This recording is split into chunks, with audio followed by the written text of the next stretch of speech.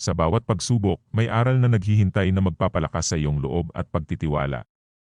Huwag kang mawalan ng pag-asa, sapagkat sa bawat pagbagsak ay may pagkakataon na bumangon at magtagumpay. Ang pagiging matatag sa gitna ng unos ay nagpapakita ng iyong tunay na lakas. Huwag mong hayaang sumuko sa harap ng hamon, dahil ang tagumpay ay naghihintay sa iyong pagtitiyaga at determinasyon. Isipin mong mabuti ang mga pangarap mo, dahil sa bawat hakbang na iyong gagawin, malapit ka nang maabot ang iyong mga pangarap.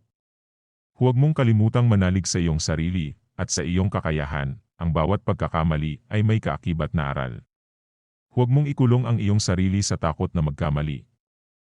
Sa halip ay gamitin mo ito bilang gabay upang mas mapabuti ang iyong sarili. Sa bawat umaga, may bagong pagkakataon na ibinibigay ang buhay.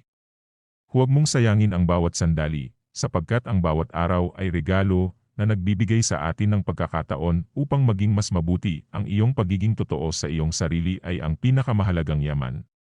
Huwag mong iwaksi ang iyong mga pangarap at mga hilig, sapagkat ito ang magbibigay sa iyo ng tunay na kaligayahan at kasiyahan sa buhay.